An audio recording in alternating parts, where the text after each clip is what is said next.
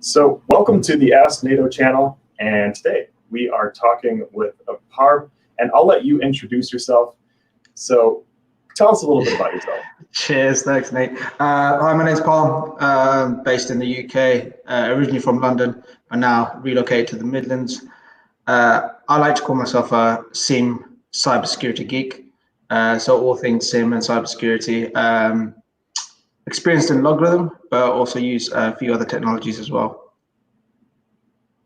Anything in particular you want to know about? So in your background, when you started working with SIEM, because you work with SIEM, and I know you because of LogRhythm, because I was from LogRhythm too. There's a lot of people who've been in and out of LogRhythm.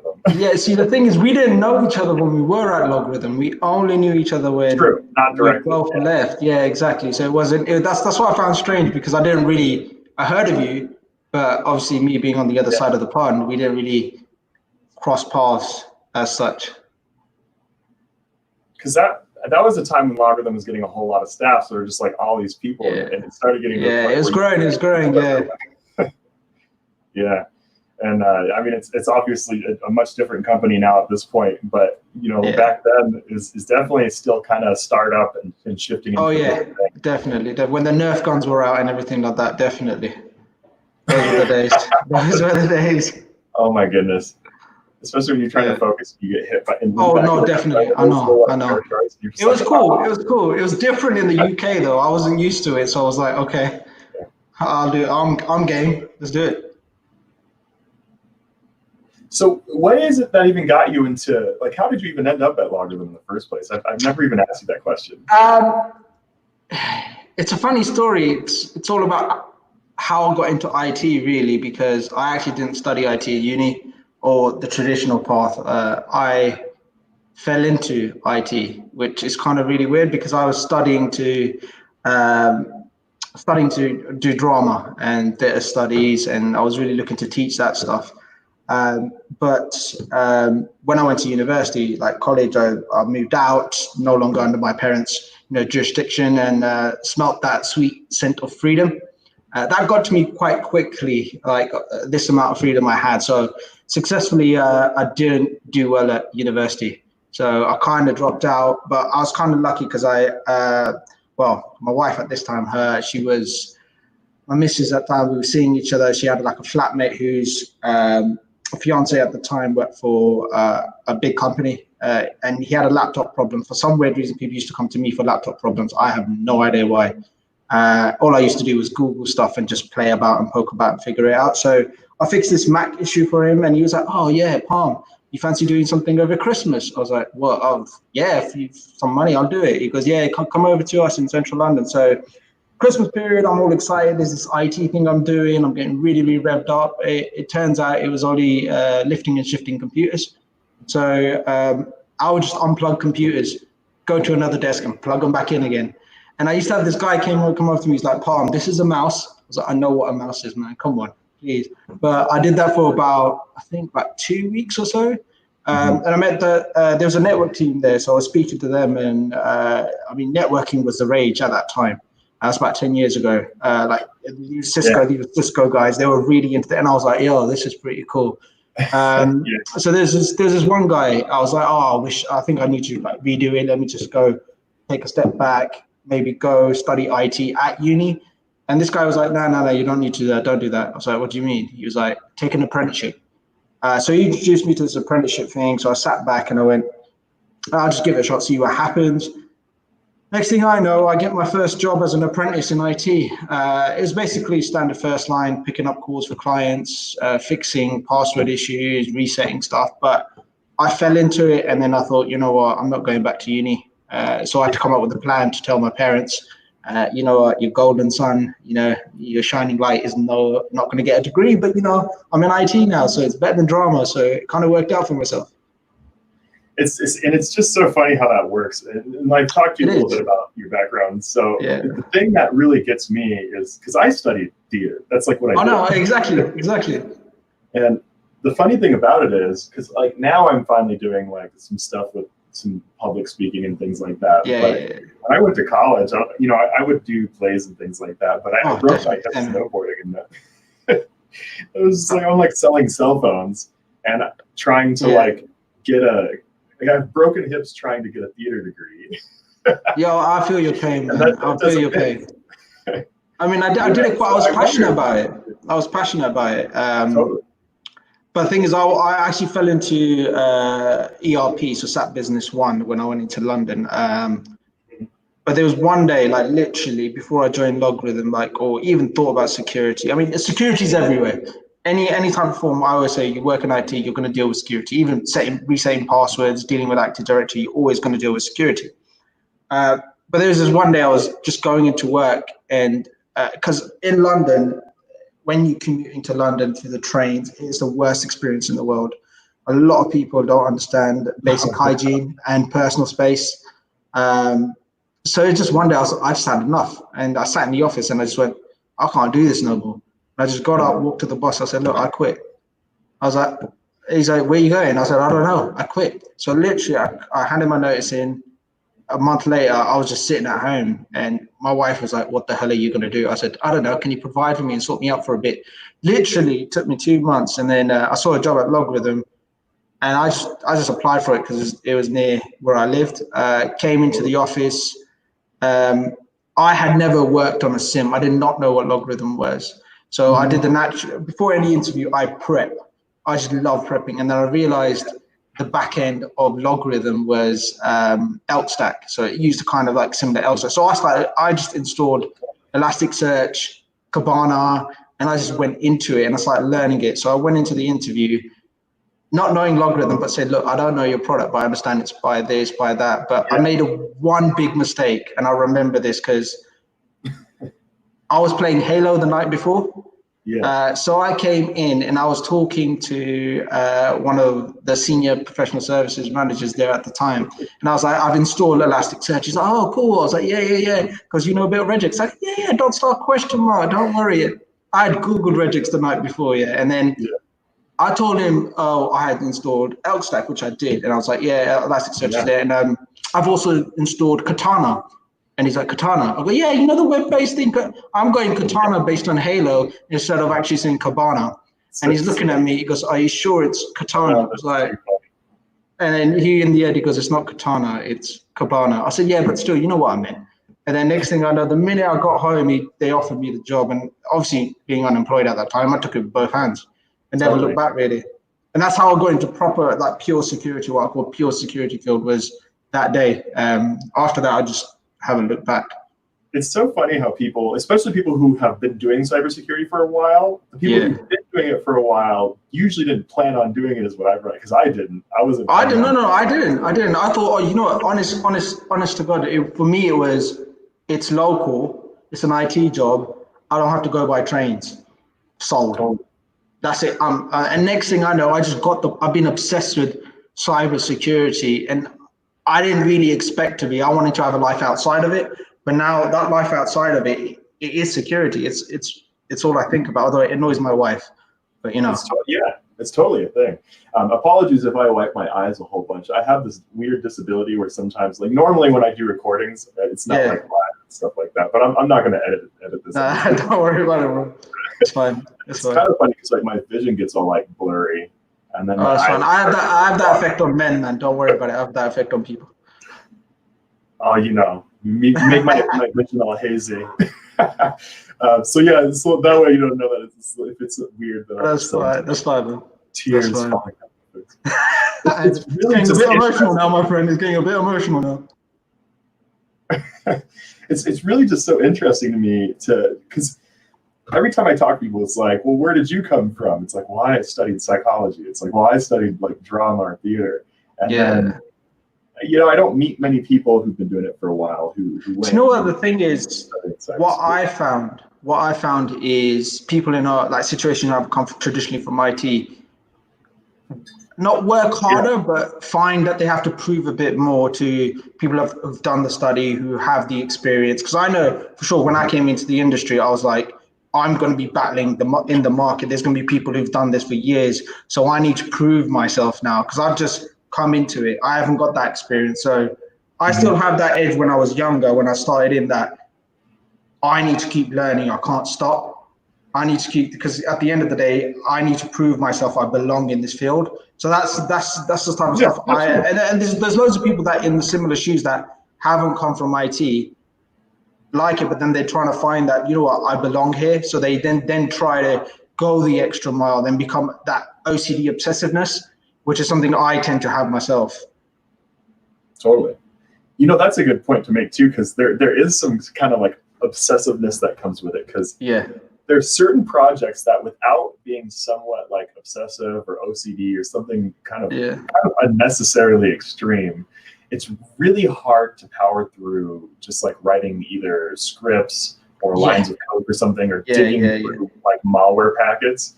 Because like if you don't find it interesting, or if you don't have at least some obsessive, because it takes hours or days even. Months. If you're not obsessed with it, it's like I just don't think it's for people. I don't think it's a field for people who don't enjoy the work, because it's too intense otherwise. Yeah, definitely. Like my wife the other day, like since we've been on this lockdown, my wife's been like, "So what's your hobbies? Let's get to know Parm." And I'm like, "Okay, yeah." And then I'm like, I just realized that if I'm not doing cybersecurity, I'm doing IT is my hobby. I'm building something. I'm working on something. I'm breaking. And then I realized, I was like, so, but isn't that your job? I said, no, I just love it. I enjoy it. And then, although, you know, I didn't realize it till recently that I'm kind of lucky I'm doing something that I actually enjoy. It's not a 9 to 5 for me. It's, I want to continue. I don't really care. Give me some like Red Bull. I'll continue through the night. It's fine. But again, it's the obsessive. You need to have that passion. I think in any industry, you really need to have that passion for it if you really want to go far. Because if you're not passionate for it, I don't think, not that you won't go far, you'll hit a ceiling very quickly, because you won't know what you want to do and where your passion lies. Mm-hmm. Yeah, I agree with that completely, because it's a different kind of field, and I guess it's almost, there's a little bit of artisanship that comes with it, where you make things and you also have to deal with human psychology, and then there's also a creative element to cybersecurity that you don't get with IT. Yes. With IT, the goal of IT is to make things as standardized as possible so that it's as user-friendly as possible. It's like a huge thing, and it's very important. But then the shift from IT to cybersecurity, so like very much so, kind of abandons a lot of that. Like let's focus on standardizing things and having the same thing where you have to think outside of the box. And that's all hacking is just outside of the box thinking. It's taking technology and being like, what are people not doing? And that's exactly. all it is. Exactly. No, I completely agree with that. I mean, it was difficult for me to shift from that mindset of when I used to do SAP Business One and I used to do ERP installations, troubleshooting those. It was very, very simple, because not saying ERP is difficult. It is a difficult field, but the mentality of it is you're just putting something in, you're putting a solution in, where when you join security, it's never ending. It's a whole new world. It's crazy. Like my thinking had to change very quickly in terms of how I approach things, way I looked at it. It's not one way. It's not do A, B, and C. That's it. You're good. It's A, B plus C plus D. You're just going in different directions. That's true. It's a complete mind shift, really. Definitely.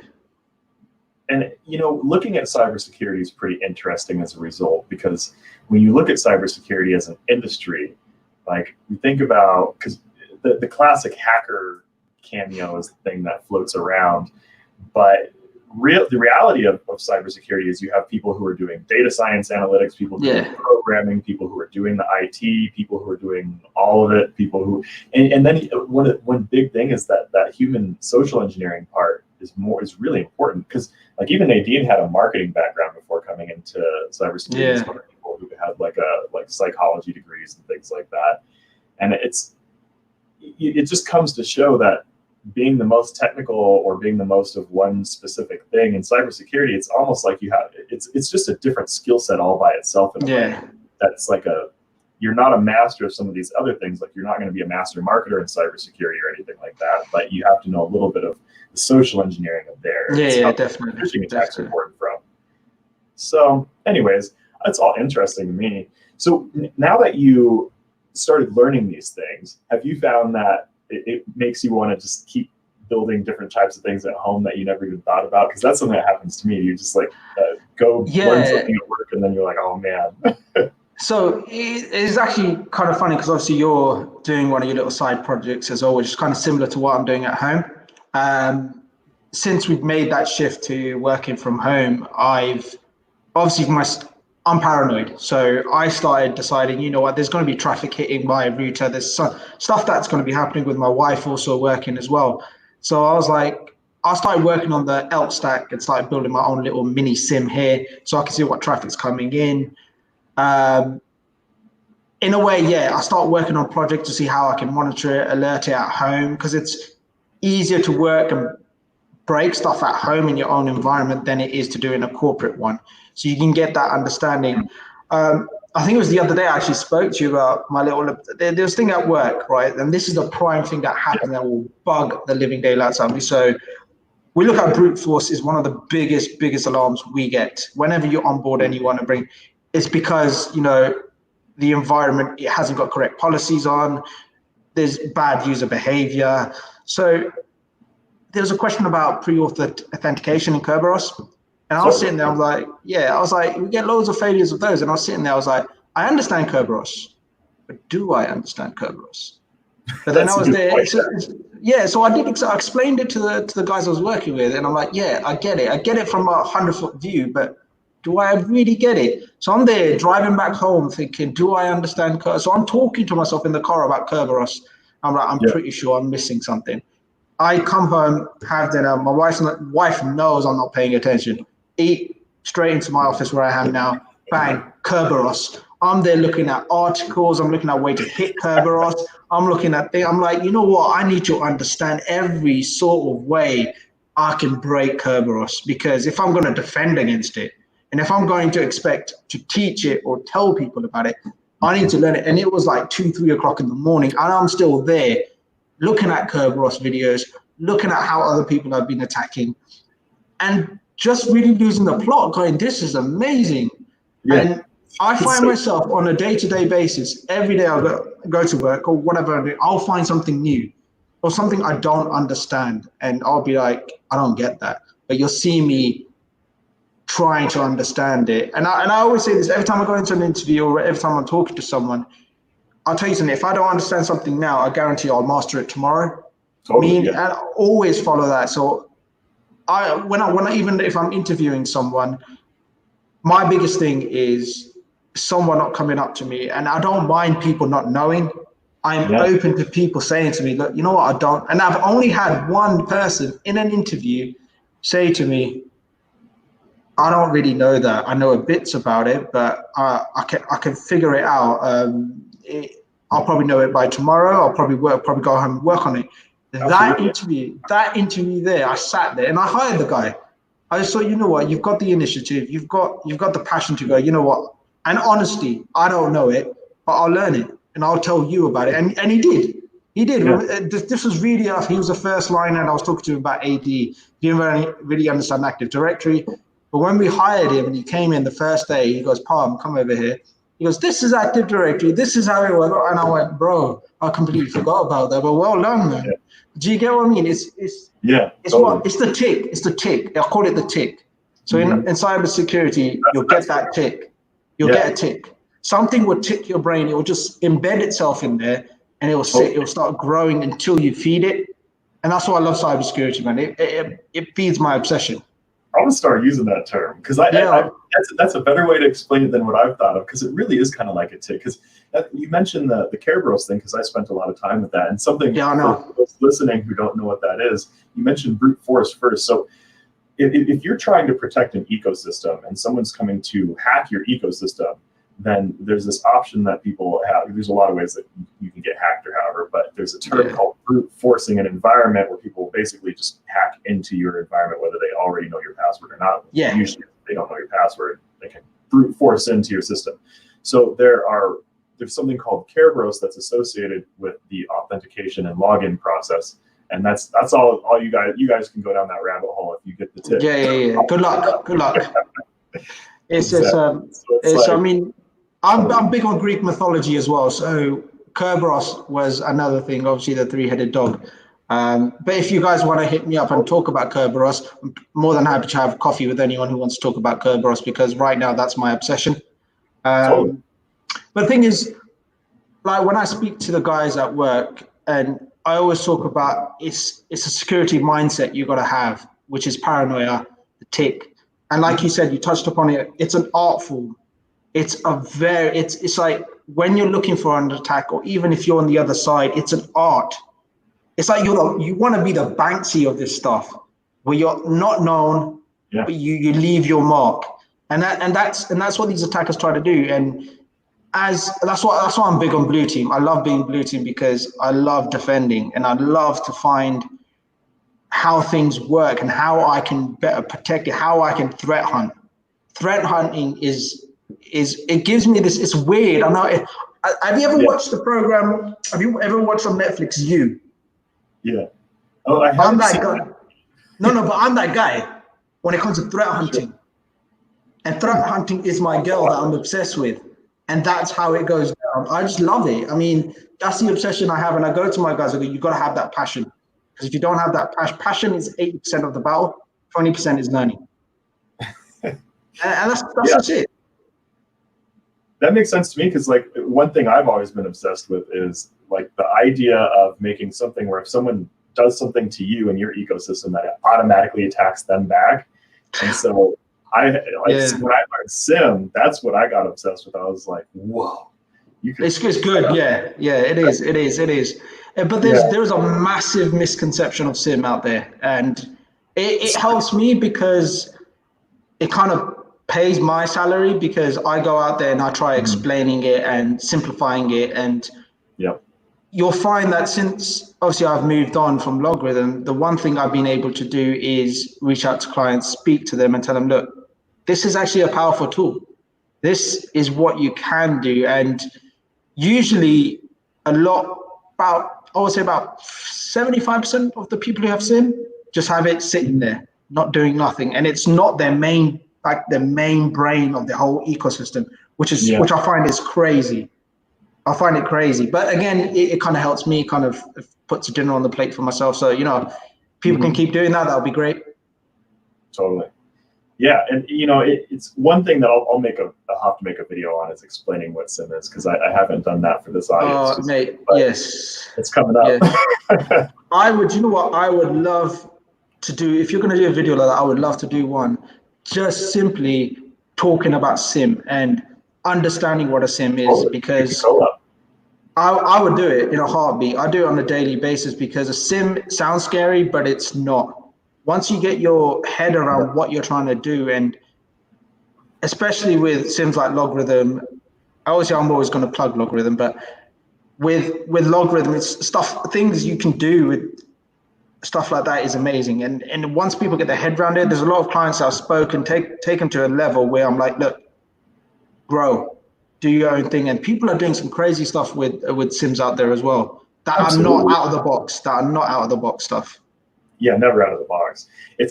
SIEM. I think of SIEM kind of like a tool, like a hammer or a saw. If you want to go get a Christmas tree, you probably need an appropriate saw, but it's got to be the right one, and it's not going to get a Christmas tree for you. You don't just magically get a Christmas tree. Exactly. I think one of the biggest things I get whenever an installation has happened is, we've got a SIEM. Are we protected? No, that's great. I'm like, no, you're not. You're not protected. It's not turn on a switch. No, that's not how it works. Okay, so what's out of the box? What do you mean what's out of the box? Not every environment is the same. Let's understand your environment and let's see what we can do for you. And that's my day-to-day job with a lot of clients. I sit there and it's ignoring the SIEM for a second, and it's talking security and then saying, okay, this is how the SIEM, we can add your concerns, your stuff with the SIEM. People just think about the SIEM and panic. SIEM's just there to basically give you a big hug. That's all it is. If you think of it as a big hug, you'll be fine. That's a funny way to put it. It's true though, because one thing that I always thought about with SIEM is like, when we cross the street, you learn at a young age, or hopefully someone tries to teach you at a young age to look both ways, like before you cross the street. And with like networking and stuff like that, like in the past, there wasn't as much of a need for security because the internet wasn't as fast. Everyone didn't have cell phones strapped to them 24/7. Didn't have. But now that the internet is such a pervasive thing that just permeates like all of the whole world, like SIEM is the thing in technology that makes it so that you can look both ways before crossing the street on your home network. Yeah. It does that for your house, where like, instead of worrying about if someone's hacking your ecosystem, what all SIEM really does is it's like a hook for the user to have control over their own environment. That's all it is. And if you don't have control over your environment, a hacker knows how to do that already. So they're going to just go and wreak havoc because they already know. It's a field day. Yeah, it's a field day. It's the best thing in the world is if, as a hacker, you know, no one's detecting you. You're going in there, you do your thing, that's it. Yeah. And there's a lot of companies out there that I don't think personally take security seriously enough. They'll have a security team, and a lot of security teams are frustrated, exhausted by trying to battle internally, and eventually it's a battle they need to win, because if you don't win at the end of the day, it's a big risk. So I work heavily with even the basic stakeholders to make them understand on C-level that, you know what, you need to understand what's going on. You need to understand the noise in your environment. You need to bring it out. You need to make it crisp. But again, it's still, although security's been, as you said, security's been around for a long time, it still feels new to a lot of companies. It still feels foreign, and it still feels alienated, which is kind of bad, but it only gets more press once a hack or a data breach has happened, which shouldn't be the case. I mean, it should be you don't hear anything because people are doing their job. Yep. It's, that's a good point you make there, because something I've noticed very much so is I find, especially when I worked with a lot of companies with SIEM and did less training, is that people will buy SIEM and they end up using it more for the forensics and recovery. Yeah. But then the funny thing about it is some of them go out of business and can't recover because they should have thought about it before the breach. Yep. And so instead, a lot of them will use the SIEM for forensics. And I've done a lot of SIEM forensics, but that's not how SIEM should be getting used. Like, we shouldn't be using SIEM for forensics. While you should be using it when forensic is necessary, sure, it's not to say you should do it with SIEM. But the point being that if the only use case you have for SIEM in your ecosystem is forensics, then you're putting your entire company at a massive risk of just going out of business. That's terrifying. Yeah. But you'd be surprised at how people are more focused around retention and how far back can we go, which understandably, if you've got a certain compliance, if you work in a certain industry, that's understandable. But my question is, let's not talk about that at the moment. Let's talk about what's going on now. Let's talk about the policies you have in place. Let's look for the blind spots on things you can't see and make sure we're seeing those. So it's about finding out, because I do my own recon, or what I like to call recon, is just understand the business, see where they're at, and see where their journey begins. Because at the end of the day, if you don't know where your starting point is, you don't know where your end point is, where you feel really secure. You're never going to be 100% secure. I always say that. I say you're never going to be 100% secure, because there's no such thing as a silver bullet in security. There's no silver bullet. You just have to make sure you've got damage mitigation and your response time is good. Because if the attacker gets in, how quickly can you stop them, isolate them, and get them out is going to be your target. Because at the end of the day, they will get in regardless. If an attacker wants to, they will get in. Always. And it's interesting to see how many people don't know that, because at the end of the day, one of the reasons why I started focusing on offensive SIEM first for my own personal things, it's like, if you're a small business and you don't have a lot of money and you don't have a big team, like, setting up SIEM in the first place gives you your network visibility, but you can set up things that allow you to rapidly react. Then it's still blue team. There's a lot of blue team associated with that. But if there's something coming up where I have to send a feedback loop that shuts down systems trying to access my system, it's better than pulling the plug on my system. Exactly. Yeah, because hackers usually don't have any defense. Hackers usually don't know little to no blue team skills. And so usually they're just a wide open like target. Usually, like most hackers are sitting ducks, and so you can take them out pretty easily if you set up automation for them. Exactly. So I don't know. But it's definitely like getting a sword and a shield, even for that matter, rather than putting in an antivirus. If you want something that just does what it's supposed to do, antivirus, it's plug and play. But SIEM is not plug and play. SIEM is a tool. Yeah. So I definitely. No. Yeah. Because I know one of the things I've been battling with recently is with a couple of clients that I speak with, even clients outside of where I work, is about semantic endpoint. So their biggest thing is, oh, we've got semantic endpoint, we're fine. We don't need SIEM. I was like, well, are you actually looking at attacks? Are you actually seeing what the patterns are? Are you seeing how much you're being attacked? Because the thing is, you may be protected, but you're not seeing the patterns. You're not seeing, all right, today there's been a surge of attacks from China or attacks from Russia or anywhere. Do we know what's going on? Yeah, you're validating that you're being protected by knowing that these attacks are being stopped, or you're knowing the patterns.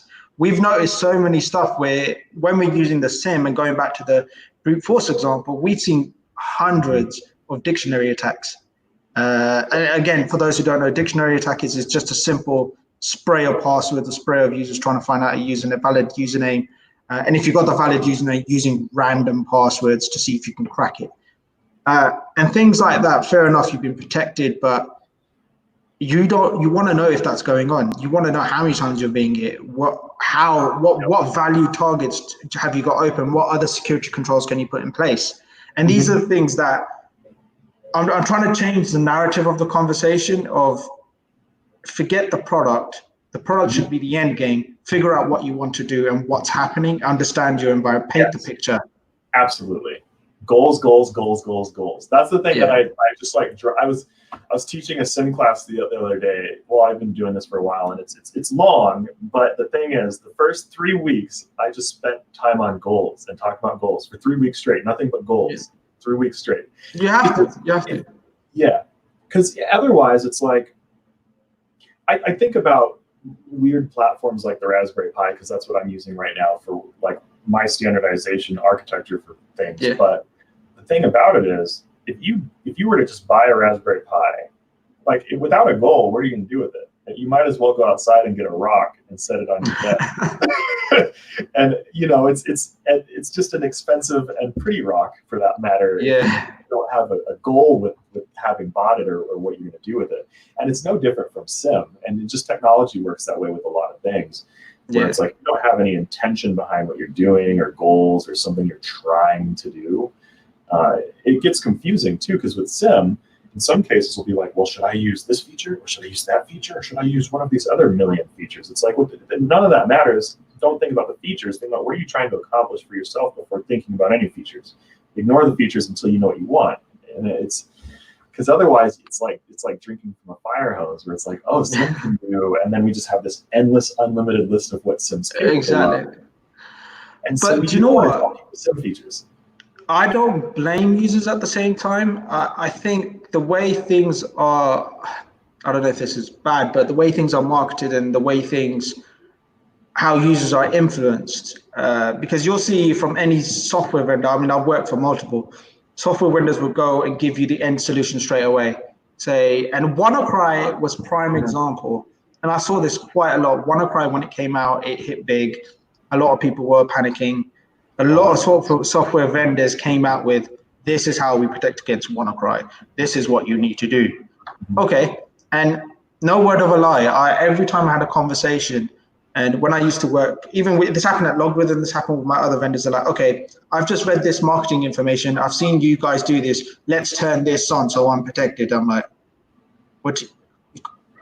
But no, you can't. You know how this works. You know, we need the intel first. Like the WannaCry modules with LogRhythm, you need to make sure you've got the hashes in there. You need to make sure you've got the other products in there to bring in. But people failed to see that. They used to panic and be like, okay, this product says it does this on the tin, but they don't really be like, is this something we need? And another example would be like, can't mention it, but one of my friends of mine, he used to work for this company, and they didn't take security seriously, like in terms of ransomware and stuff, and they got hit by ransomware. Until they got hit and they couldn't recover from it, obviously they had to do what the guys said in order to get their data back. But it wasn't until they got hit was when they decided to get carbon black and decided, you know what, this is what we need to. Okay, but let's just say, all right, we're just going to say that's what they ended up doing, because at the end of the day, they hadn't thought about their goals. They didn't think about what the impact, if they ever got ransomware attacked. They didn't think about damage mitigation, because if they went down that journey before, they would have decided, all right, our end game is to avoid this, to avoid this, to avoid this. These are the things that can help us out. And let's plan it. It's like when you build your infrastructure, you don't just go, right, I'm just going to buy some Dell servers. No, you plan it. You see what products you want.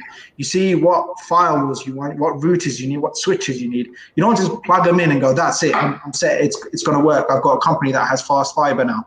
It's like, nah, think about it. Take a step back. I even talk to my clients and say, look, although I work for quite a few MSSPs, and we go there and we talk about, do you know your SIEM architecture? Although we're hosting it, but do you understand your SIEM architecture? You understand where we're collecting from? You understand the intelligence? Most of the time it's like, no. So I'm going backwards, creating Visio diagrams to show them this is your SIEM architecture. This is your security architecture. These are your core assets. And I'm talking about, I'm going back to basics, talking about host risks and threat. I keep explaining what host risks are, host threats are. And they're like, oh, I never thought of it like that. I go, I know, because you're trying to run. You're not learning. You're not taking a step back, taking a breath and saying, let's take this slowly. Let's figure everything out. Now I'm doing that for clients, and it's kind of building a better relationship, and it's helping them understand, you know what, I know it's a big, scary world out there, but I got you. I understand this. I'm with you. We'll work together. And that's the mindset I'm trying to get. Like, I have students who want to like join cybersecurity. I have loads of like friends who are just like, Parm, how do I get into this? And it's always make sure you got the basics right. Make sure you know what you want to do. Even any career, have your goals set. Make sure how you're going to do it, and you'll end up doing it quicker than you know. Absolutely. And you said something really important in there also, that on top of the other things that you said, because goals first, absolutely.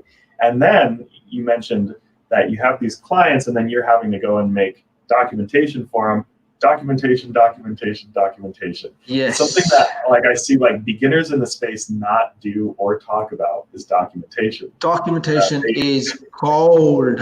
It is gold. And this is, I can't, oh my God, it's the biggest. I don't get me started, man, because the thing is, for life. Documentation. I don't know where this, I don't know if it's true across the pond, but there's things I'm experiencing across what I've seen in the field is bad practice in terms of documentation. People like to keep things to themselves, which in essence for me is not good. And I keep anything I do, I'm always, all right, so the way I say it to like the stakeholders and obviously people sitting above me is you can't have a point of failure. If you have an infrastructure, let's say you have 3 network switches, they're all routed together, everything's working. And you fail to do load balancing or HA or anything like that. Now, if one of them goes down, you lose connectivity there, right? That's annoying. Like, that's a single point of failure. Totally. Now, in your team, if you have one person that just knows everything, that's a single point of failure. So now, right now, I go like where I am now currently. I'm saying, I'm preaching, saying, guys, you do not want me to be the only person that knows this. You don't want me to be doing all the documentation. I need you guys to shadow. So I've got guys shadowing me, and I'm saying you guys are going to tell me what I've just done, or you guys are then going to do it next. I'm trying to take a step back, because I'm like, if I take a holiday, or if I decide, you know what, I've had enough, and I do the same thing I did in Central London and go, see you later, guys, you guys are basically screwed. And it makes it harder for the guy previous for me, guy or girl that comes in, sits there and goes, okay, what has Parm done? Okay, what is this? And that's what I find myself doing with a lot of work. I'm trying to figure out what other people have done. And then I'll be like, you know what, this doesn't make sense. And then eventually after 2-3 weeks, I'm like, oh, that's why this person did this. I get it now. If you had the documentation, gone through it, it just makes life a lot easier. Completely. And there's a thing that I ran into when I was working with different businesses where like colleagues would be like, oh, don't do that. You're going to put us out of a job. And a funny thing about like maybe with software engineering or some other positions, if you automate certain things, I guess you could automate yourself out of a job, I'm sure. But the problem with technology is that it changes so quickly that if you don't constantly automate, then you end up with more work later. And then documentation is part of the automation process, because you document how you create your automation. You document how it's all put together. And if you don't essentially kind of document yourself out of a job, you're going to end up with like 50 new jobs soon anyways. So you want to try to document all of them, automate all of them, and find ways to make it easy to hand to other people, so that because you're going to have more work no matter what you do in this space. So people always say, did anyone ever say that to you? They're like, oh, don't do that. You're going to put yourself out of a job. Do you know what? Since, and this is actually the truth, since I've left LogRhythm, when I moved on, a lot of the things I was like, this can be done by a smart response, or we can automate this, we can do this. Like, no, relax. Yeah, we know it. And I have said, look, what are you going to end up doing? We're not going to have nothing to do. I was like, yeah, but that's where you can do research, mate. We can think about other things to do. I keep telling people that, you know what, even like, because our first line is where I work, the junior guys. I was like, guys, everything you do, everything you're researching, note take. You should make sure you've some good notes that when you come back to it, and if you have to write a document on it, or if you have to refer back to it, your notes should be good enough for you to read and understand in a flow. Because if you can do that, then you can pass on knowledge and you can then create documentation. I say to them, don't worry about just typing up perfect documentation. Get your notes right, understand what you're doing. If you're creating an AIE rule, for example, every process you're going to, write your thought process down. Because there's been so many times I've sat there and I've gone, okay, junior A, what's this AIE rule doing? Well, I was looking, no, let me run an investigation. I was like, no, that's fine, man. Let's get screenshots. I use OneNote quite a lot, and that's just from my LogRhythm. I use it so much. I just copy and paste OneNote, and it just makes it easy. You can follow it through. So I'm talking about document workflows with the guys. I'm talking about correct note taking. And I kind of say, look, this is probably something I've learned from my days in drama. Like when you're writing a script, right? Mm-hmm. When you're reading a script, you should be able to pick up a script and understand the story, understand the flow. And that's the same thing with anywhere you go, even with IT, when you're note taking, when you're learning. It's easy to sit there, like you and me are talking now. We can talk about Kerberos, for example, and really come up with good ideas. An hour later, we go off, come back. I would have forgotten everything and some key things that you would have said that if I took a note on, wrote it down, and I can go back and reflect and absorb it better. So that's what I'm trying to teach back onto that, like the juniors that I'm working with now. Totally. Yeah, because I had one manager tell me, he's like, well, we're not going to be able to get as many customers, because they say things like that. They're like, we need to bill and so on and so forth. It was like, well, if you automate things and you document more, you can get more customers, which is more money, and I'll be just as busy and you'll make more money. So why are we not automating? So you're crazy, man. You're crazy. The logic. Like, what's the logic behind it? No, I get it. I can't, like, do you know what the thing is though? Being in cybersecurity, logic is a key thing right there. So everything for us in the field, in this industry, logic is big. Everything must make sense. There has to be. But you'll find outside of what we're doing or people involved, logic just leaves. And I sit there and I'm like, oh, no. Huh?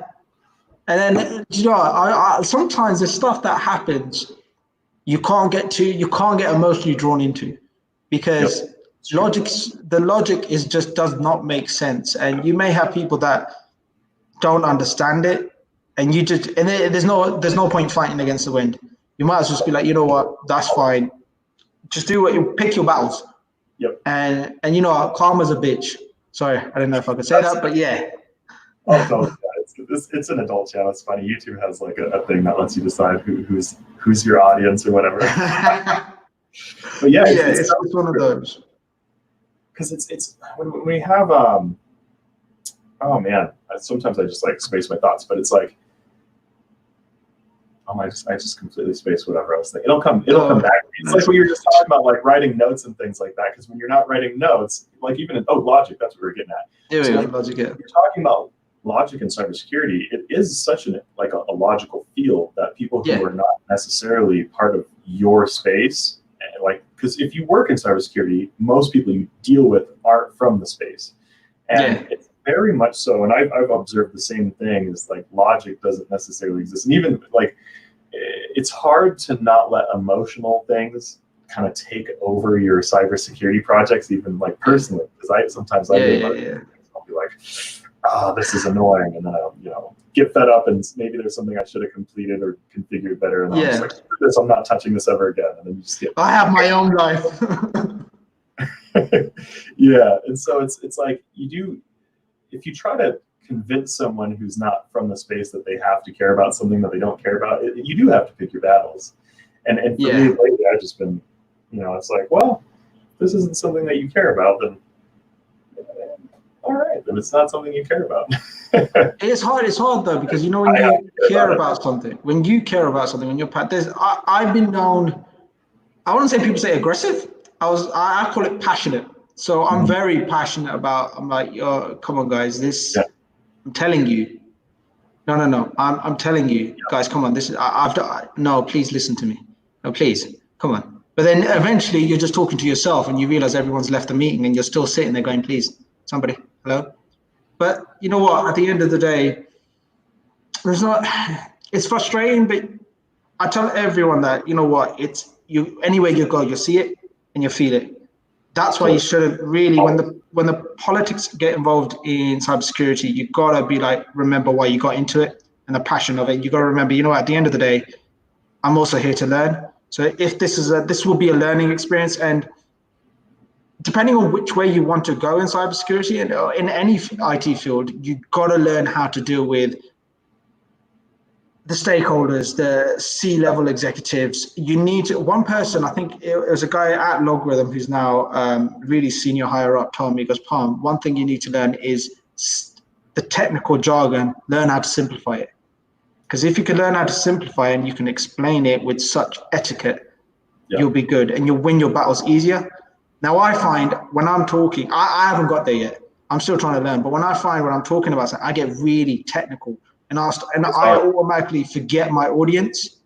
And to be honest, it's job titles that throw me off. Like I will be talking to like CTOs or head of cybersecurities, and automatically my brain thinks cybersecurity, technical, cool, Palm, you'll go. I'll go through the door. I'll come running through it like Forrest Gump, man. I'll keep running with it, and then I could see the glazed look in their eyes. And I've had it once where I've gone so far, the guys go, what? And I'm like, oh, I'm really sorry. He goes, no, it's okay. I'm a little bit out of touch. And then that's what happens when you move up a level as well. You're not too involved with technical stuff. And when you're doing stuff like when you're at CISP level as well, it's more policy based and it's less technical based. That's why I've never done my CISP. I've always been advised against it because I've been told that it won't feed my tick and I will get bored.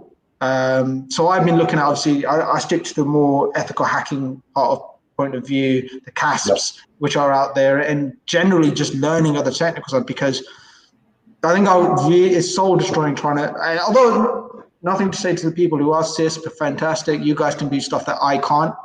But for me personally, I love that technical jargon and that conversation, and especially if I don't know nothing. That is my favorite position to be in. Like if you spit something out to me, and I'm like, after this, I'll be writing it down. I'll be researching, because next time, Nate, we meet, I will be teaching you. And that's the way I like it.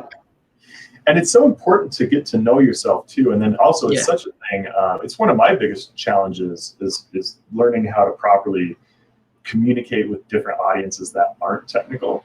Because I just want to get into like, there's this feature here, and there's this thing here, and it does exactly these crazy things, and it's amazing. But the reality is, like different audiences, it is very challenging. And I found, even for me, it takes me at least like 4 hours to like condense a technical thing. So people are like, can you explain this thing to me? I'm like, give me a day or two. And they're like, well, I just want to know how. It's like, I will give you an explanation that will make you cry.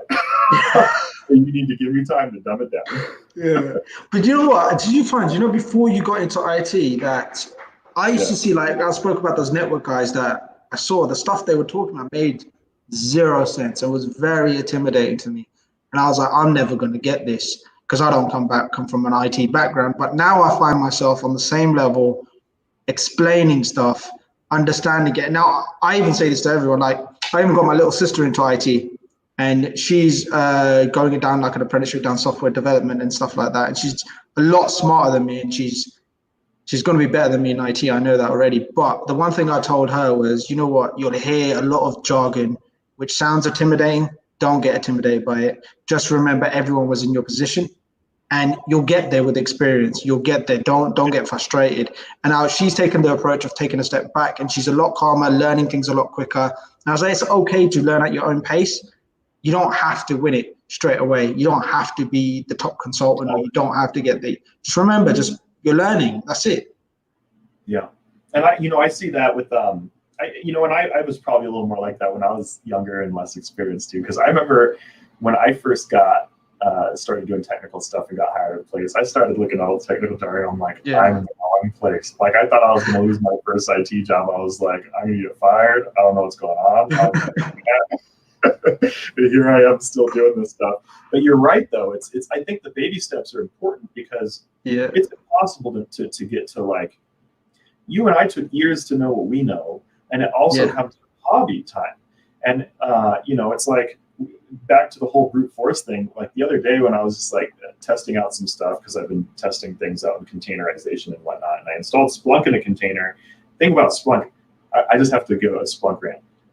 People say that Splunk is a SIEM. Splunk is a data science tool. It can be used for SIEM. It can my feelings towards Splunk too. But Splunk is good. Don't get me wrong. I'm not. I've got friends in Splunk, but Splunk for me is, as you said, it's not. I don't know if I'm insulting it, but it's not really. I don't think you can compare the two, like a SIEM and Splunk. Splunk, it has SIEM capabilities. That's what I would say. Has SIEM capabilities. Exactly.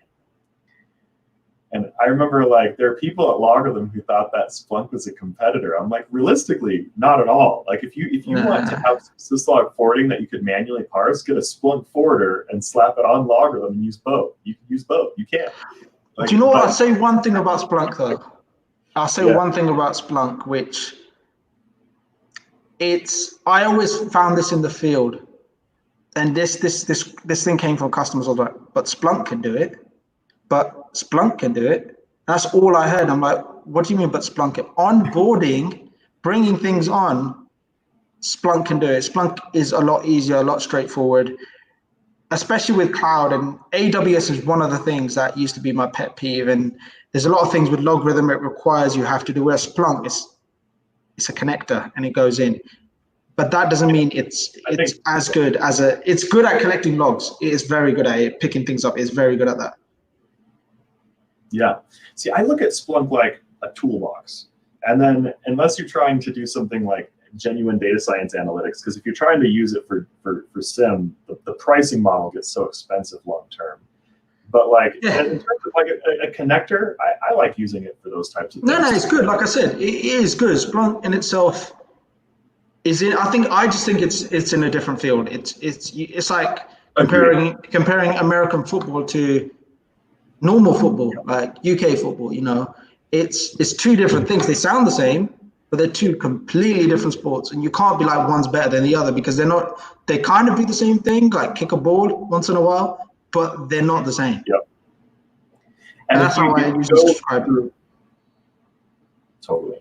If you go through an audit, Splunk accomplishes different things for an audit than a standard SIEM even. So for that matter, I agree. Like, they're just too different. If there's something that a certain SIEM infrastructure doesn't accomplish that Splunk does, then slap some Splunk assets in there. And if other SIEM architectures, if you're trying to use Splunk to build certain things, but you need SIEM, then you got to add different bits separately. And it's not a big deal. Things coexist just fine when we're talking about like big data and stuff like that, because it's all working with big data.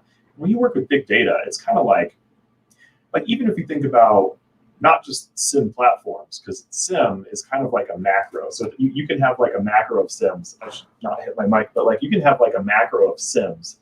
Yeah. Where you just have other SIMs that are then controlled by one SIM that help you make a better SIM too. Because that's it, at the end of the day, that's all SIM is figuring out how to bring all of your stuff together so that you have the specific tools that accomplish the specific goals you're trying to accomplish. But once again, no goals, none of it makes sense. Exactly. It's just you're just buying for the sake of buying, and that's what I try telling. Like, bring true technology agnostic. I hate saying that word, but technology agnostic. Not really focusing on the vendor, but more focusing on your goal. And I've always said, like you said, there's nothing wrong with using like Splunk with LogRhythm or vice versa, using nitpicking. I go, there's not a set way, but a lot of people think you have to go Splunk. Even with one of the things that used to make me laugh when I was at LogRhythm was Exabeam. So when Exabeam came about, their whole thing SIM is dead. I love that. I thought, you know what, these are the new players on the field. These guys, I like that. I like it. SIM is dead. But if you look at the marketing now, SIM isn't dead. They're now a SIM. So it's like, okay, I know. That went well. But I mean, I've got people at Exabeam as well. So guys, please still be my friends after this. But with Exabeam, they've got a whole new field as well. So SIM is developing into something different. All of it is still log collection and understanding patterns in your environment. And that's what people need to understand. That's what security teams need to understand is you need to have a membrane. You need to have a brain which is looking at everything. If you don't have that, you're going to exhaust your team going into individual things, trying to manually find patterns. Completely. And that's to me, right till this day and age, it's shocking teams still do that. Yeah. It's madness. It's so surprising. It's like, what are you doing? I don't know. Let me just go to this one. No. Dude, relax. Get yourself a SIM, or let's sort your SIM out. Let's bring. Oh, you can bring all that in there. Yes, if it's got a log, we can collect it. Yep. That's it. Yeah, and it's fascinating how much data you can get from logs too, because it all goes into a lot. Yeah. But one of the things what we should do in the next interview is talk more SIM stuff. And I'm going to make an architecture video soon talking about a new SIM architecture that I've put together that people can use. So because my goal lately has been to make SIM more affordable. It's funny because it wasn't actually a business goal, and it had less to do with trying to make SIM affordable. It all came by accident. And I'll tell you this as like an introduction before we close up this interview, and then we'll get ready for whatever we do next. But something that I started doing recently, so that everyone in this audience knows about this, is I recently started an open source community that I'm building. I started it like last November as I started building this new technology project, but it's starting around June, July. I'm going to be doing a lot more with that community. Right now I'm just kind of getting people in the community, getting some technology put together, getting resources organized, all that good stuff. And one of the things that like I do at home is what he's talking about is I just build random things just because. And there's a Raspberry Pi 4 came out last year, and I'm a hardware junkie, and I was like, no way. And I like looked at it, I like dissected all the diagrams for all the stuff, and I was like, I need to know everything about how this platform works. And it turns out that the Raspberry Pi 4 is more powerful than servers that we had, like 32-bit servers we had stacked up in our data center in like 2009, 2010, and even a lot of the systems we were using in like 2011 in one of the data centers that we were decommissioning to move to 64-bit architectures on servers, right? And because before 64-bit architectures, we only had like 4 gigabytes of RAM, or I think, what was the limit? Was it 4 gigs of RAM? Or 8? I think so, yeah. I thought it was 4. Whatever it is, I thought it was 4 too. And so all the servers had 4 gigs of RAM in this one really small data center that I had started working in. And I'm like, no way, you can reproduce like an entire data center with Raspberry Pis. And these things cost us about $10,000 per server, right? Yeah, I know. Like, they're expensive. Right. And now these $10,000 servers are condensed down into the form of a Raspberry Pi. And that was my first run-in with trying to understand SIM. And at the time, I had no idea what SIM was. I didn't know how it worked. I didn't know what it was. They just had it, and they had it running. And I knew, I'm like, look at those expensive servers. And that's like all I knew back then. Yeah. And so at home, like when the Raspberry Pi came out, I was like, I have to do something with this and see if it's possible to recreate like enterprise stuff. So I created an architecture called an assault grid architecture. I'll make a video around what it is, but it's something where if someone buys a Raspberry Pi, all they have to do is just get an SD card, plug that into their computer, flash the SD card with this operating system, and then just pop it into the Raspberry Pi, and just right away, it'll already at least try to block phishing attacks and things like that. Yeah, that's pretty cool.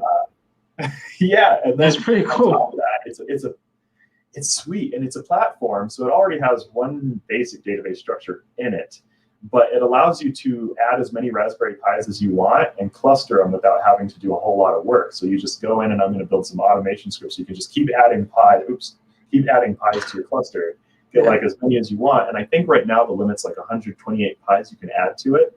But it starts with just like, you can do one, and then if you want to have like build a SOC or a visualization with it, you need a second one to manage the visualization tools or however have you.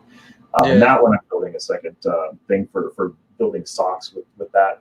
So, but anyways, that's a project that I'm working on that I'm going to make another video about soon, and then we'll bring. Or you're this way. This is the yeah, you're there. No, wait, yeah, it's mirrored. Yeah, and so it's you'll be back. Oh, definitely. I'll be back in general, because this is Ask Nato is like my hobby channel, and so the Raspberry Pi project came from a hobby, and then I so happened to have been running Notion Point, where we do e-commerce and stuff like that, and I've been trying to figure out manufacturing things. So I'm going to selfishly probably try to find a way to like mass produce my solution, because it's like being like a hobby. I'm like, I want everyone. Hey, you got your hobby got you into security, man. Why not? Totally. And like my thought is someone else is gonna like who does, because you have the income to not worry about like, can you afford a server or something along those lines, and you have infrastructure and access to resources. But someone trying to learn this stuff for the first time, I'm like, sweet, for like under $100, you can learn this stuff, and you can do it at home. It's true, man. It's true. I mean, we didn't have that facilities 10 years ago. Like, it was more difficult to learn that stuff because you needed to have the resources. Like, a Raspberry Pi is golden. It's golden these days. Yeah. So, anyways, thanks for coming on, and then no problem. Yeah, we'll figure out what we want to talk about the next time, and then if maybe what we'll do is we'll talk about what you're building next time. You know what? I'm more than happy to go through the SIEM elk stack I'm building and show you what I've got going on in the next one. Then we could just talk about SIEMs and the basic 101s of them. So it just makes it easier for people. Awesome. Yeah. And I don't know if it's possible to like preview. And this is something we'll experiment with in the next time, because I want to see if it's possible to like share. Oh, it just has different views. I don't know how to share like screens with this. I'll figure that out. So yeah, no worries, man. You do your thing, man. I'm more than happy to help out whenever I can. Especially if you want to talk about SIEM, man, I can talk all day. Sweet. So to the audience, everyone, thank you for watching. And cheers, guys. We're going to go ahead and close the stream. And thank you for joining us for this interview today. And I'll go ahead and end the stream at this time. So thank you, everyone, for watching. Subscribe to this channel if you like this sort of thing and you want to learn more about cybersecurity and SIEM. At this point, like I said, my YouTube channel is more like my hobby channel. It kind of lets me keep my sanity outside of business, because even running my company, it feels like a job. It feels like work. I'm like, oh, I gotta go work on this account. Oh, I gotta respond to this thing, But like for me, my YouTube channel is like, this is my thing, and then my little building projects, that's my thing. And so I'm just now connecting with other people who like to tinker and hobby too. So thanks for joining us, and we'll catch everyone next time. Speak to you, man.